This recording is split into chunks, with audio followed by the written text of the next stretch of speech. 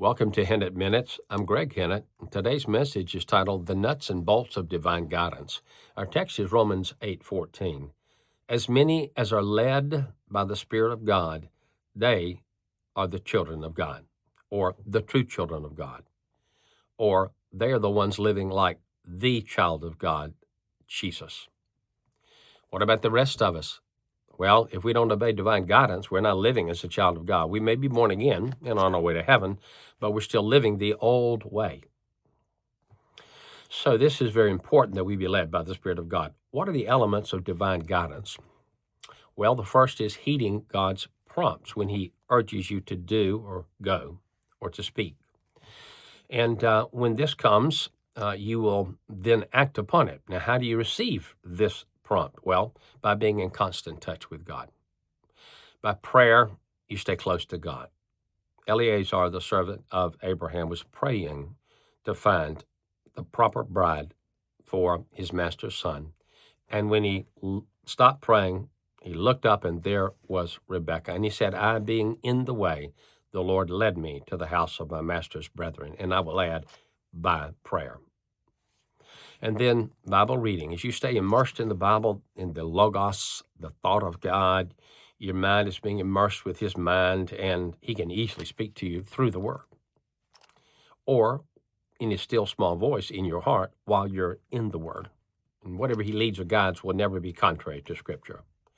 And then the providential circumstances of God. When Ruth came back into the land of Judah with her mother-in-law, she just happened to come across the land belonging to Boaz. That was God's guidance. And then worship. Stay worshiping. Every day worship God and praise Him. Paul and the leaders of the Antioch church were worshiping God, ministering to the Lord in Acts 13:1 and 2, when the Lord spoke and said, separate me, Saul and Barnabas, for the work I've called them to. Guidance came while they worshiped. When His prompt comes, then you obey it. The other part of divine guidance is receiving God's checks. This is just the opposite, where He says, don't go further. Now, this is intuitive. You can't explain it, but you have a strong sense. It's persisting. It won't go away that you shouldn't do a certain thing. So the Spirit of God is checking you. That doesn't mean the thing that you are considering is bad or evil. It just may mean it's not God's will. It may be God's will, but you're not going about it God's way. Or it may mean that it's God's will and it's His way that you're going. You're going about it His way, but it's not His time yet. Paul wanted to go to Ephesus in Acts 16. Well, God said no. But later he went to Ephesus, which was the primary city in Asia Minor, and he had his most amazing period of ministry there. Just a stunningly successful ministry. So obey His checks. Then waiting patiently in the dark. That means when you don't know what's next, you have to wait. This is a very important discipline. Isaiah 50, verse 10 says, who is he among you that fears the Lord, that obeys the voice of His servant, that walks in darkness and has no light? Let him trust in the name of the Lord and stay himself upon his God. That means trust God when you don't know what to do next, and lean on Him. Stay in constant contact with Him. He'll speak to you when He's ready. So a lot of times when we're in the dark, God is doing something else elsewhere and just going to work it all together. But now notice in that text, that person was obedient. He fears the Lord and obeys the voice of His servant. So that's the darkness of unknowing, not the darkness of sin.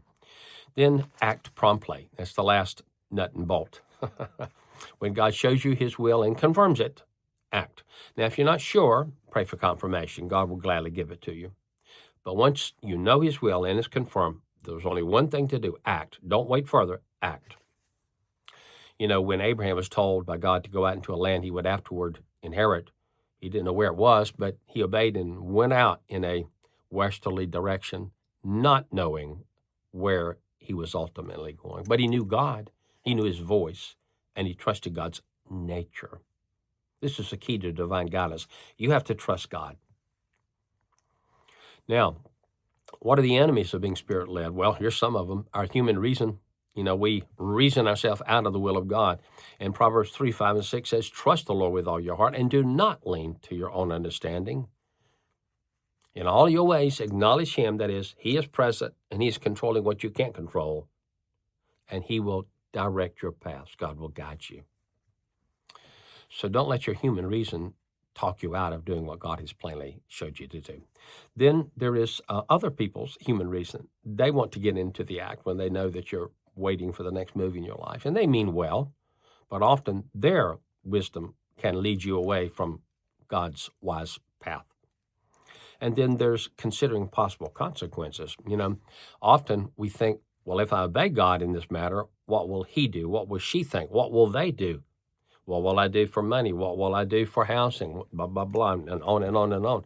All these thoughts bombard our mind. Remember this important principle. God is responsible always for the consequences of our obedience to him. Conversely, we are responsible always for the consequences of our disobedience to him. So there's only one thing to do when you know God's will: obey him and trust him. He will take care of the consequences. Okay, this is a great test of our love for God and our commitment to him and our enduring faith and our humility. There's an amazing example of this in the Old Testament. I think the most amazing example in the Bible is in Numbers 9, 18 through 23. Let's read it and see how the children of Israel were led in the wilderness. And Paul in 1 Corinthians 10 said they are an example for us. Now, in this instance, they're a good example. Verse 18, at the commandment of the Lord, the children of Israel journeyed, and at the commandment of the Lord, they encamped, or they stopped. There's the prompts and the checks. As long as the cloud abode upon the tabernacle, they rested in their tents. And this surely would have tested their reason, because they would have thought, Lord, please let that cloud move today. Now listen to this. And when the cloud tarried long upon the tabernacle, many days, meaning months, even years, they were there a total time of 40 years, then the children of Israel kept the charge of the Lord, and they journeyed not. They were obedient. And so it was, when the cloud was a few days upon the tabernacle, according to the commandment of the Lord, they abode in their tents. And according to the commandment of the Lord, they journeyed. So whether the time in camp was just a few days or many days, they were obedient. And so it was, when the cloud abode from evening unto the morning, and that the cloud was taken up in the morning, then they journeyed. Wow. So when they arrived upon a new destination, and the cloud was there that night, and they went to bed thinking, wow, we can rest. And then the next morning, the cloud was moving. They obeyed, and they began to move. Whether it was by day or by night. That means when the cloud moved at night, they packed up and moved. Or whether it were 2 days or a month or a year that the cloud tarried upon the tabernacle, remaining thereon, the children of Israel abode in their tents, and they journeyed not. But when it was taken up, they journeyed. At the commandment of the Lord, they rested in their tents, and at the commandment of the Lord, they journeyed. They kept the charge of the Lord at the commandment of the Lord by the hand of Moses. What an amazing example of divine guidance and how it defies our self-confident human wisdom and that of trusting in others' wisdom instead of looking to God. Oh, what an example. Be like the children of Israel in this case. When God has you in a situation, stay there and do his will, and do it joyfully and patiently with your whole heart until such a time as the cloud lifts. That is, he begins to stir and change circumstances, and perhaps a change is coming, and you pray about it, and you stay in touch with God, worshiping him in the word, praising God, giving him thanks through the day, and obeying his word. Then you'll know whether it's time to move, time to change. Well, obeying divine guidance doesn't always lead you immediately to success. Not at all. When God sent Moses back to Egypt, he got there, and instead of the situation becoming better for the Hebrews, it got worse. Their workload increased. Oh, my goodness. Oh, that's terrible. When Paul obeyed the command to go to Macedonia, it was there that he was viciously beaten and thrown into jail. And then when the disciples were told by the Lord to get into the boat and go to the other side, they did so, and yet in the middle of the Galilee, a great storm broke out, and they were experienced fishermen, but they were scared to death. Now, ultimately, though, in all of these situations, success did come. They had to persevere. They had to press through. They had to be patient. They had to trust God when everything looked like, we may have made the wrong decision. But if you've heard from God, you press through these situations, and God will always ultimately do these things. First of all, you will please Him.